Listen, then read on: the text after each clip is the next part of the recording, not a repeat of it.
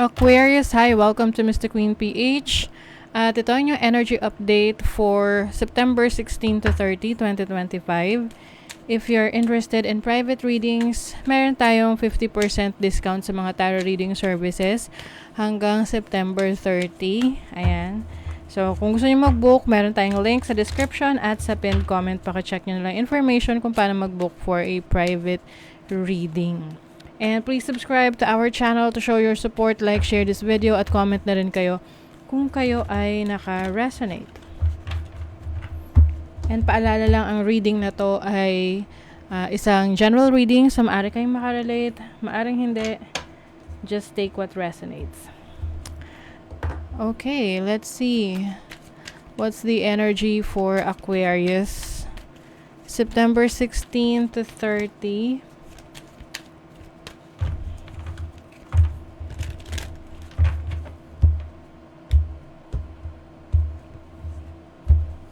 Okay, so this is your overall energy, challenge, opportunity, blessing. Okay, bottom of the deck, Ace of Wands. It's time for a new beginning. Kailangan nyo na mag-take ng risks. Kasi maaring natatakot kayo. Yun yung challenge nyo, the Fool. Natatakot kayo magsimula or mag-explore kahit na hindi na kayo masaya or kontento sa situation nyo ngayon. Can be your relationship, can be your career, your life in general. It's time to embrace a new beginning. Queen of Cups, this is about your love para sa sarili mo. Yung care ba, yung nurturing. Kumbaga deserve mo na ibigay sa sarili mo yung gusto mo, yung dinideserve mo. And it's time to move on. To move on from a difficult situation in your life na yun yung nagpapahirap sa sitwasyon mo ngayon. Kasi maaring yan yung nag-hold back sa'yo. Yan yung pumipigil sa'yo to move on, to move forward, and start something new. Ayan. Ten of Pentacles. Yung iba related sa career, trabaho. Meron ditong happiness, merong achievement sa career, trabaho ninyo. Pwedeng meron kayong merong mas magandang opportunity elsewhere. Yung iba, kung gusto niyo mag-abroad, may pagkakataon rin kayo makapag-abroad. And you're also being called on to to network, meet new people, have new connections, ganyan. And explore, learn. Kasi maaaring meron kang mga bagong pag-aaralan ngayon or mariresearch, matutuklasan na magiging interesado ka, and that will lead you to a new beginning. Four of Cups energy. You feel like parang meron ka pang, alam mo yung feeling na may dinideserve ka, na alam mong dinideserve mo talaga yun at hindi mo pa nakukuha. Na parang nagtatampo ka na. Ba't hindi mo pa nakukuha? Kaya lang, nanghihingi kasi ng action sa'yo, yung universe, no? Si God, whatever you call depende sa inyong religion, no? But you are being asked to follow what you love, no? With the Ace of Cups, this is your blessing. Follow what you love. Ayan, no? Merong someone cares about you. Hindi mo lang napapansin kasi nagmumukmuk ka. And your challenge is the Fool. So, challenge sa'yo, paano ka magte-take ng risk, ano yung mga actions na gagawin mo para magawa mo na yung gusto mo, ma-explore mo na. You have the opportunity here. The Devil is about breaking free. Kasi ang energy rin ng Devil is about, yung parang yung codependent ka, yung parang natatakot ka to explore. But as your opportunity, may opportunity ka na lumabas, kumawala sa limitasyon mo. Knowing what you really want, what you deserve, 'di ba? So, yun yung importante dyan. Alam mo kung ano yung dinideserve mo. Kasi kung ano yung dinideserve mo, yun yung makukuha mo, for sure. So, let's see the energy for your money, career, finances.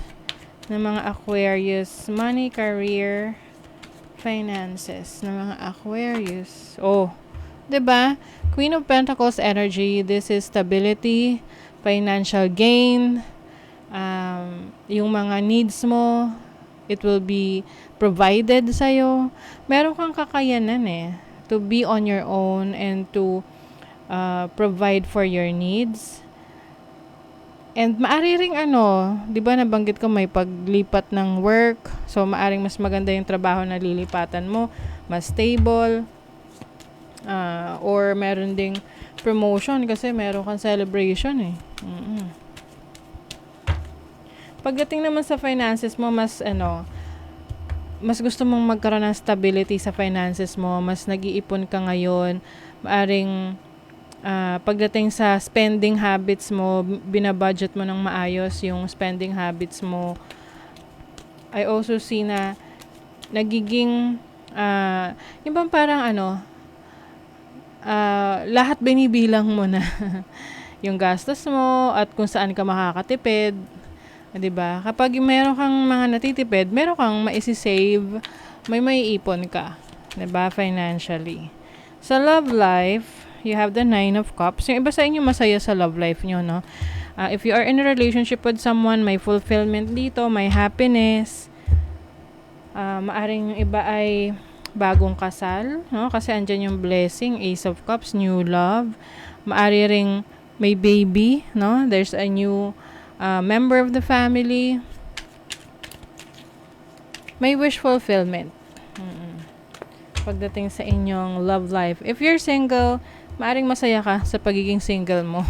Ito yung tipong lalabas ka,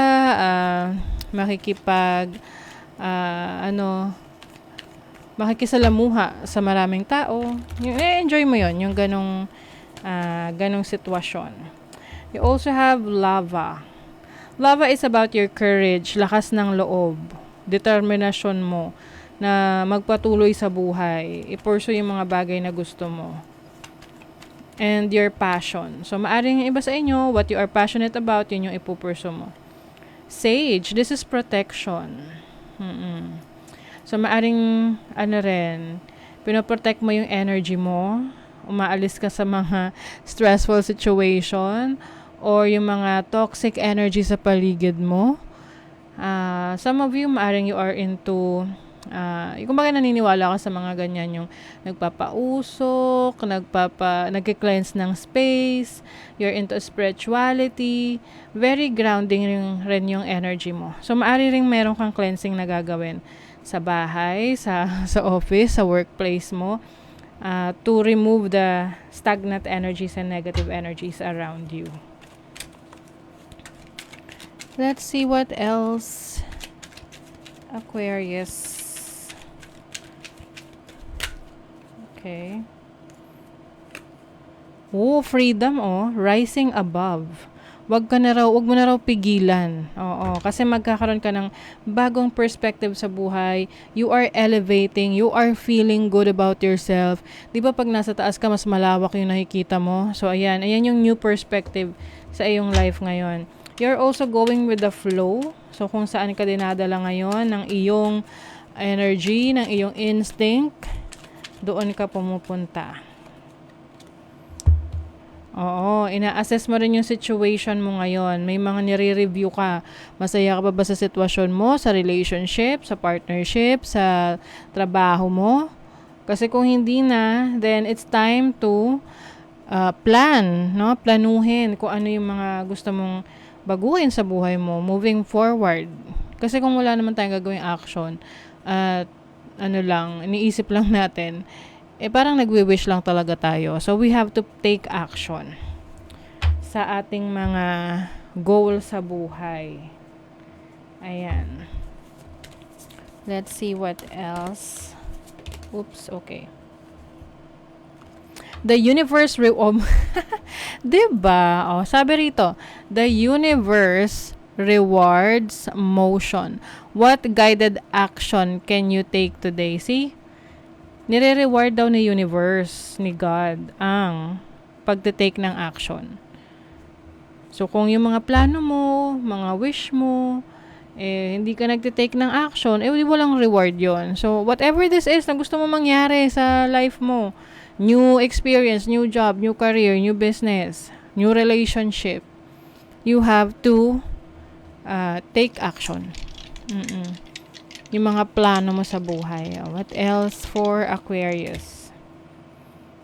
Fifth house, Cancer and Venus. Venus in Cancer. Oh, this is a good one.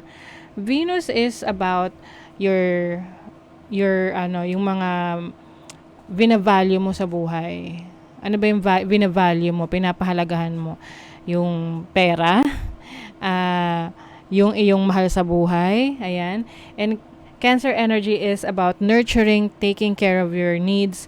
And the fifth house is about your creativity, yung pagiging pag-enjoy. Ayan. So I think yung mga creative talents and skill set mo, yun ay mas magbibigay ka ng attention doon, pwedeng magiging source of income mo yan. The moment na in-nurture mo, alagaan mo. Para siyang pagtatanim ng halaman or kahit na puno, ganon. Syempre, pag tinanim natin yan, kailangan nating alagaan. 'Di ba? Iwa-water mo. Didiligan. Ayan. Para tumubo. Ayan. At mamunga. So, fifth house is also about your children or children energy, child energy. So, pwedeng iba sa inyo, yun nga, like what I mentioned kanina, merong new member of the family. May mabubuntis, mga anak. Fifth house is also about dating. Venus is here. So, maaring mas open ka ngayon to dating, to meet new people. Mas nandun yung, mas emotionally available ka sa mga taong mahal mo. Ayan. So, that is your reading, Aquarius. Thank you so much. See you again.